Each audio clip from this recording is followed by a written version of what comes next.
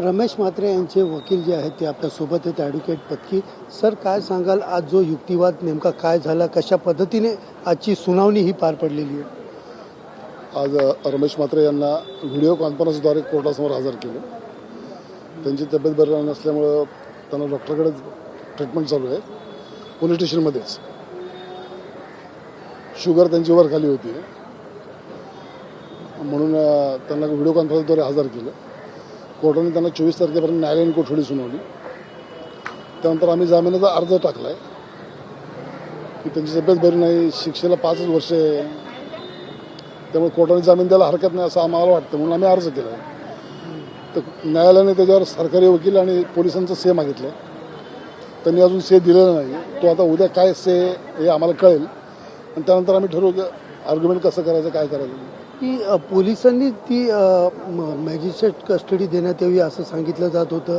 आणि दुसरी गोष्ट म्हणजे कोर्टाच्या परिसरामध्ये जो वातावरण आहे किंवा त्यांच्यावरती मोठा तणाव असल्याचं पोलिसांनी सांगून अर्ज दिल्याचं असं काही नाही आहे. कोर्टाच्या वातावरणामुळं तणावामुळं त्यांना आणलं नाही असं नाही. त्यांची तब्येत बरी नव्हती, ब्लड प्रेशर वरखाली होते. आम्ही ऑलरेडी कोर्टाकडे अर्ज केला होता की दर 6 तासांनी त्यांची मेडिकल चेकअप करावी. त्याप्रमाणे त्यांचं चेकअप करण्यात आलं तर त्यांचं प्रत्येक ह्याला रिडिंग वेगवेगळं आलेलं आहे, शुगरचं आणि ब्लड प्रेशरचं. त्यामुळे डॉक्टरांनी त्यांना पूर्ण आराम करायला सांगितलं, म्हणून त्यांनी लॉकअपमध्येच आराम करतायत ते, त्यामुळे त्यांना आणलं नाही. आता जी सुनावणी आहे, आता नेमकी पुढे काय असणार आहे की आता जेल कस्टडी देणार? हा, जेल कस्टडी आता दिलेली आहे. त्यांना जामीन द्यायचा का नाही हे उद्या ठरवणार कोर्ट.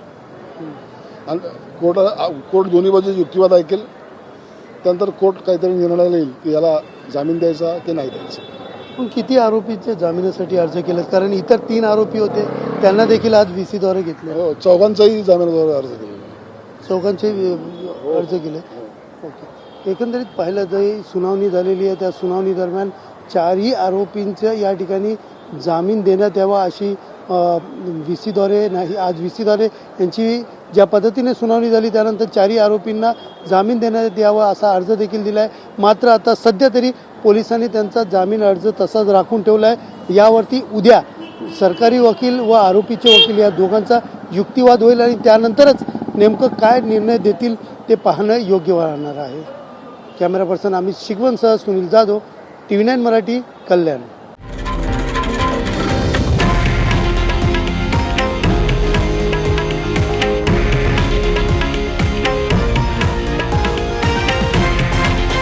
हे आहे देशातील नंबर 1 न्यूज नेटवर्क आणि आपण पाहत आहात TV9 मराठी, एकमेव.